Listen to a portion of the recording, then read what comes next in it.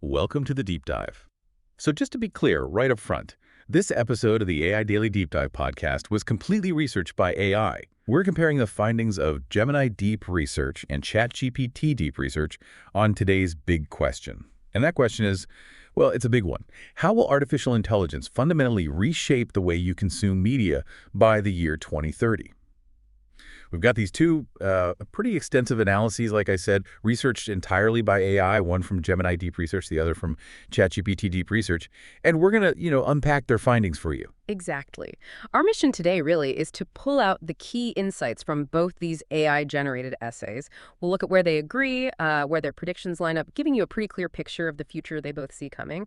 But crucially, we'll also point out where they differ, where their perspectives diverge. That way, you get a more, let's say, nuanced view of what's on the horizon. So yeah, buckle up. Because this isn't just about, what apps you'll be using or which streaming service gets your money. It goes deeper. It's about how your brain might actually process information differently, how your attention could be, fundamentally rewired, and what all that means for how you connect with the world. It's a shift that could really redefine our relationship with information itself. Okay, let's get into it. Let's unpack this. All right, let's start with the cornerstone, something both analyses really agree on right out of the gate. The absolutely foundational role of AI in creating content and, hyper-personalization.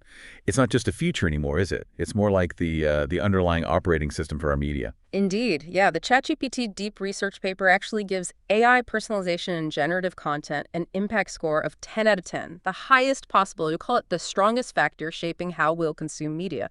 It forecasts that by 2030, something like an astounding 90% of all online content could be AI supported. 90%. 90%. Just think about that for a second. Nearly every article, video, image you see online, AI could have had a hand in it. And this isn't just, theory.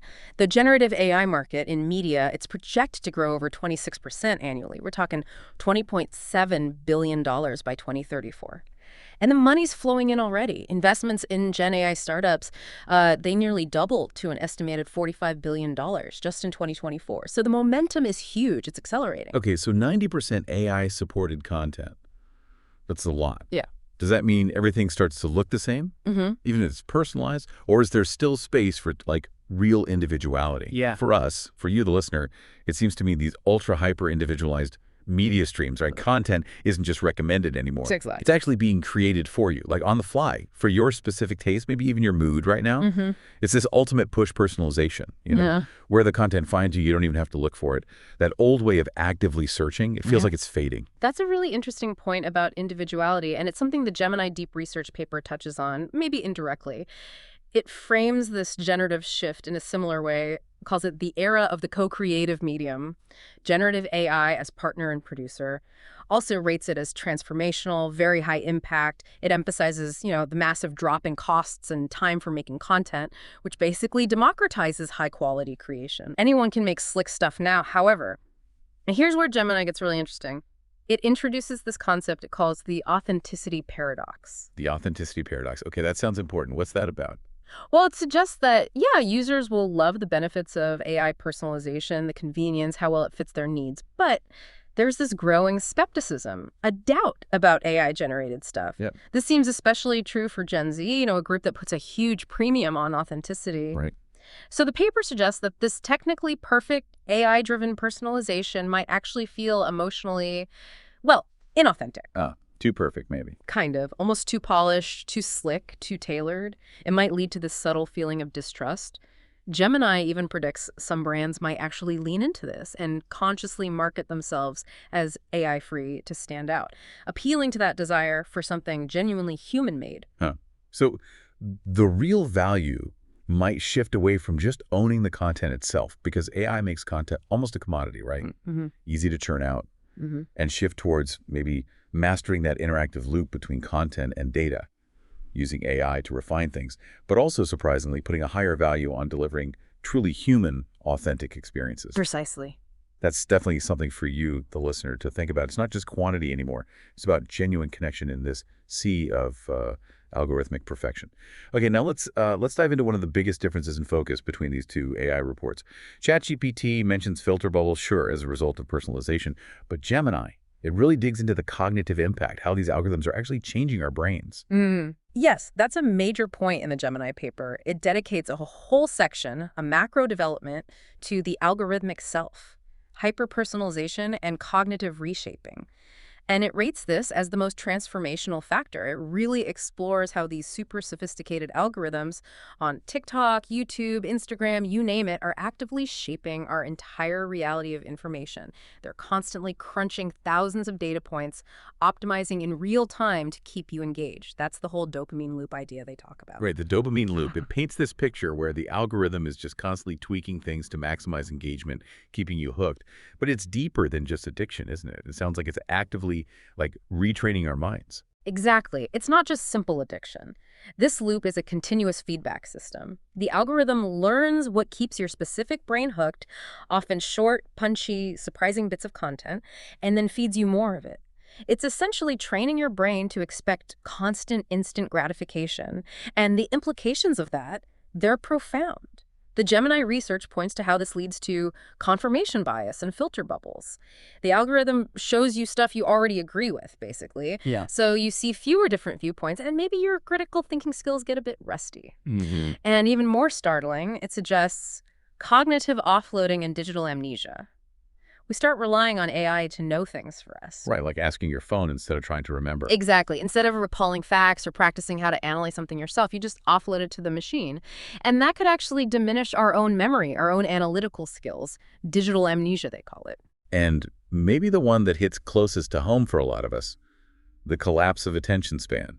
I mean, who hasn't meant to do one quick thing online and then suddenly an hour's gone down some video rabbit hole? Oh, absolutely. The dominance of this really short, snackable video stuff under 60 seconds, it's training our brains, isn't it? Yeah. Training us to expect constant, rapid-fire stimulation. It is, and that makes deep concentration focusing on a long article, a complex problem, even a nuanced conversation increasingly difficult. It's like it's physically rewiring how we focus. Wow. And this leads to a pretty fundamental redefinition of what knowledge even means. How so? It becomes less about what you actually know in your head and maybe more about how good you are at asking an AI to find or generate the information you need.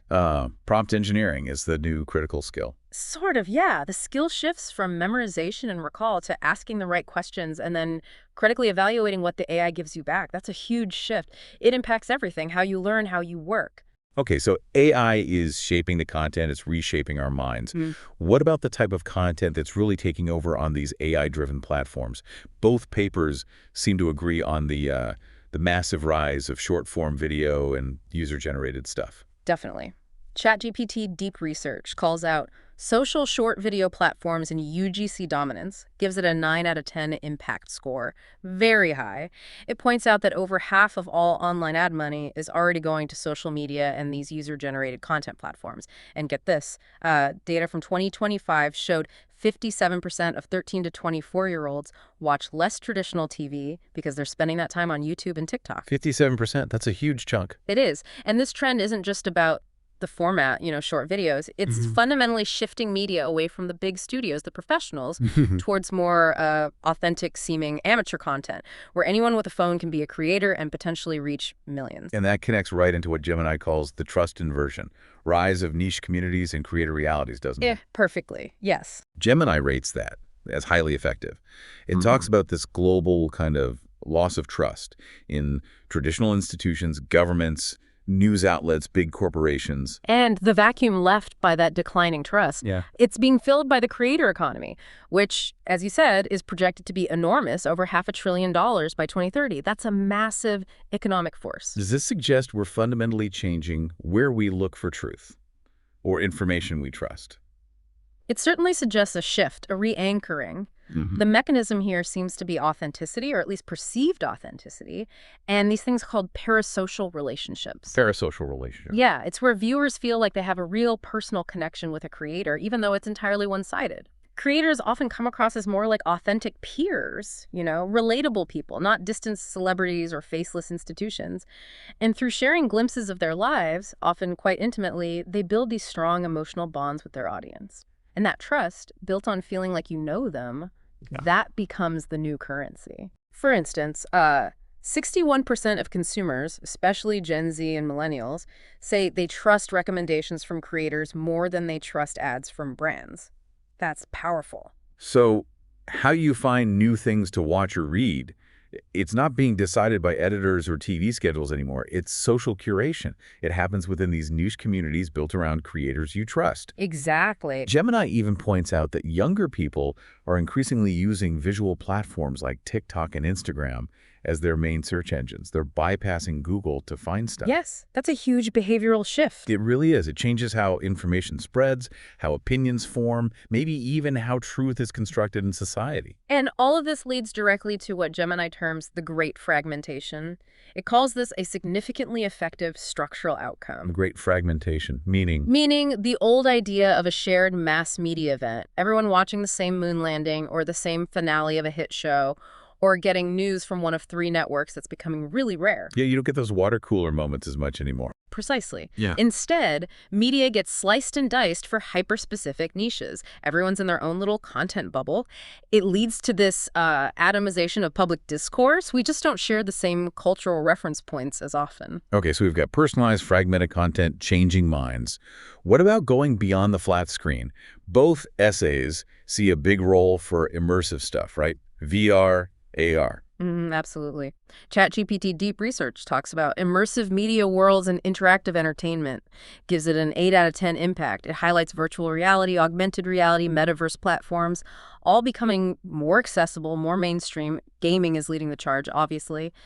But the global VRR market is predicted to explode $451 billion by 2030. Wow. So for you, the listener, this means moving away from just passively watching towards actively participating.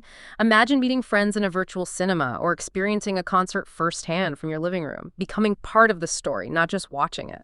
And Gemini calls this the immersive leap, also rating it highly effective. That's right. And Gemini emphasizes 2 key psychological drivers here. Presence, that feeling of really being there in the virtual space. Yeah. And agency, having control, being able to influence what happens in that virtual world. It predicts things like gamified narratives where maybe a movie blends right into an interactive game you can play, or the platformization of huge media franchises. Platformization. Yeah, turning something like Star Wars or Harry Potter into not just movies or books, but these persistent, immersive virtual worlds you can actually inhabit and live in.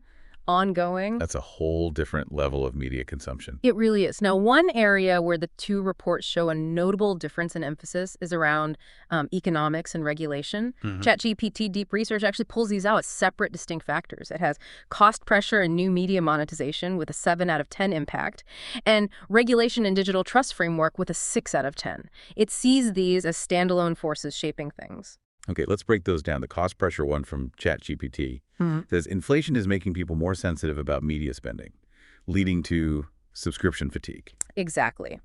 The data they cite is pretty stark. Back in 2025, 47% of consumers felt they were paying too much for streaming, and 39% had actually canceled at least one service in the previous 6 months. That's a lot of canceling. It is. And ChatGPT says this directly drives the shift towards free ad-supported options, fast channels, ad-supported tiers on the big streamers. By 2025, all the major streamers had launched ad-supported plans, and already over half their subscribers were using them. So it's kind of a return to advertising being key, isn't it? Yeah, feels like we've come full circle in some ways. Okay, and the regulation factor from ChatGPT. That one emphasizes how laws are going to increasingly dictate what you can access, how platforms operate, and for how long you might use them. Think data protection laws like GDPR or similar ones covering maybe 75% of the world's population by the end of 2024. Also, content moderation rules and even government-imposed time limits like China reducing gaming time for young people pretty drastically on weekdays. Right. And things like the EU AI Act, which will require labeling AI-generated content, that directly impacts how you perceive and trust what you're seeing, a push for transparency. Okay, so ChatGPT isolates cost and regulation as key drivers. Yeah. But Gemini handles it differently. Yeah, interestingly, Gemini Deep Research doesn't really have separate big sections just for cost pressure regulation. Instead, it seems to weave those influences into its other factors. So, it'll talk about how generative AI lowers production costs under the co-creative medium theme, or how the authenticity paradox connects to trust, which relates to things like content labeling regulations.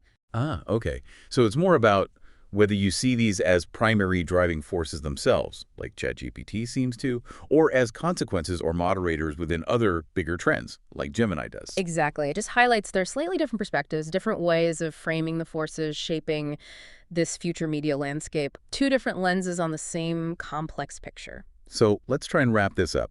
What does this all mean for you, the listener, and your media habits in 2030? We've definitely seen how both these AI analyses point towards a world just saturated with hyper-personalized, often AI-generated content. And it's moving into these increasingly immersive, interactive spaces. It's going to feel very, very tailored to you. hmm And we've also highlighted those key differences in perspective. ChatGPT Deep Research really clearly marking out economic pressures and government rules as distinct, powerful forces shaping your experience. Whereas Gemini Deep Research puts much more weight on the profound cognitive shifts, changes to your attention, your critical thinking, driven by these algorithms. And it frames that whole rise of creators as a direct result of this global trust inversion. Yeah, it's really clear that AI isn't just changing the movies, the music, the news. It's changing us, how we consume, our habits, maybe even our ability to focus or remember. This shifts towards incredibly personalized, fragmented, maybe less shared media experiences. It really demands we think about how we engage. How do you maintain a broad perspective, when everything is tailored just for you? It's a real challenge. And as that Gemini Deep Research paper provocatively concludes, in this coming media world where AI can generate basically infinite amounts of content, trust becomes the only currency that cannot be artificially generated. Trust is the ultimate currency. Definitely something for you to ponder as you navigate your own media world, which is changing faster than ever. Where will you place your trust?